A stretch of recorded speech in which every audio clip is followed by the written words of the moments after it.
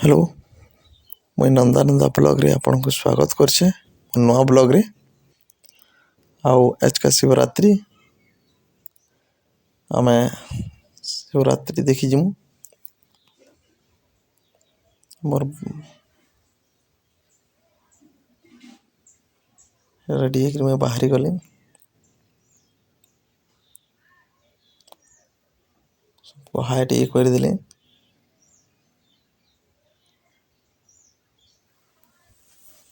आ मुई चलली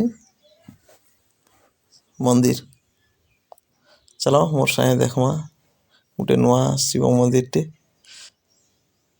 जेनटा कि हमर अष्टशंभु वर्षन हमर पश्चिम बरगढ़ संबलपुर जेनटा कि पश्चिम ओडिशार 8टा शिव मंदिर अच्छे अष्टशंभु आ से गाँ ना हला नीलजी।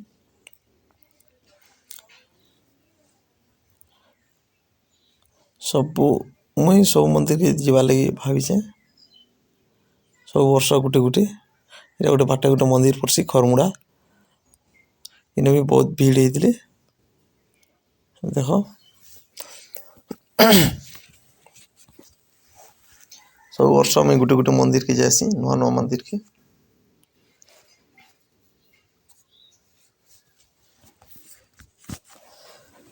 आउ देखी पारबो एटा रास्ता बटली रोड एटा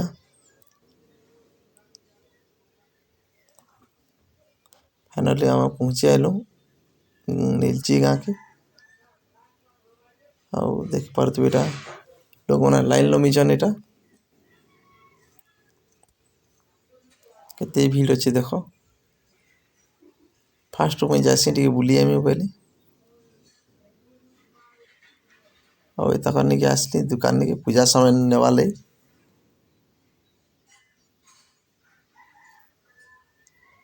पूजा सामान गुटे नेमी पैसा नहीं है बोले करी लाइन लंबा रे पड़वा मते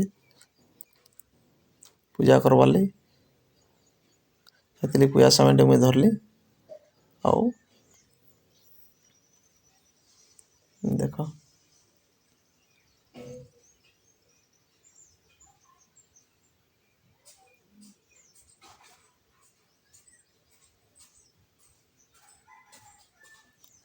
भीड़ लाइन लमिजन भक्त मान भीतर के जिमाटा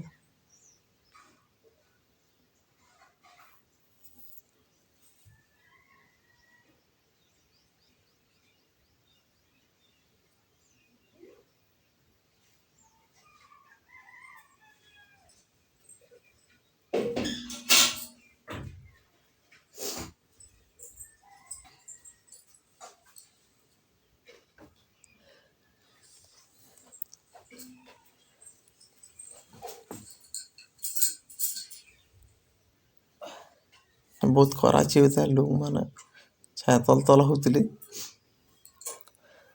देखो एटा मंदिर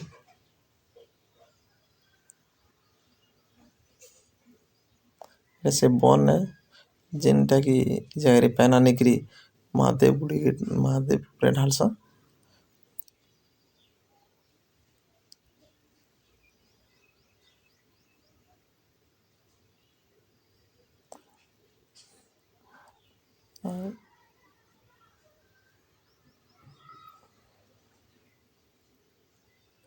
जगह समस्ते दीप जालसन और एटा सन बाबा और एटा बढ़े गोटे बजरंग बली अच्छे देखो भीड़ केते पूरा तल जाक भीड़ लमिजन फाइनली आम धीरे धीरे आगे जाऊँ यहाँ देखी पार तो केते दीप जाल लेना ये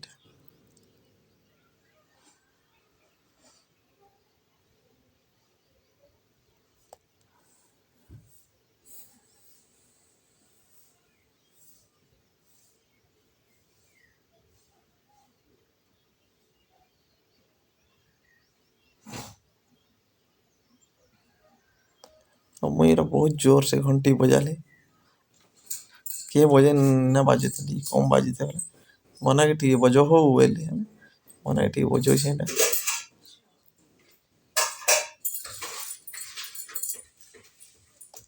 ଆଉ ଭିତରେ ବହୁତ ଭିଡ଼ ଅଛି। ଆଉ ଏଇଟା ଛୋଟିଆ ମହାପ୍ରଭୁ ମାନେ ଭିତରେ ଦେଖିପାରୁଥିବେ।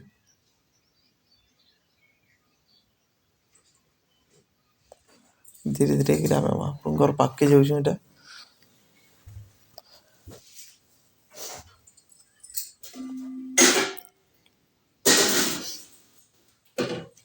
ଫାଇନାଲି ଆମେ ପହଞ୍ଚିଗଲୁ। ମହାଦେବ ହର ହର ମହାଦେବ। ଦେଖୁନ ପ୍ୟାନ୍ ପୁନା ଢାଲି ଦେଲୁ ଆମେ। ଏଇଟା ସେ ଅଷ୍ଟଶମ୍ଭୁ ମୋର ସେ ଓଡ଼ିଶାର। ଏଇ ଛୁଆ ଦେହ କେନ୍ତା ଖାଉଛି। ଜିପ୍ ଲପଲପାଇ ଆଇସ୍କ୍ରିମ୍ ଖାଉଛି। ନେକ୍ସଟ ଭିଡ଼ିଓରେ ଫେର୍ ଭେଟ ପଡ଼ମା।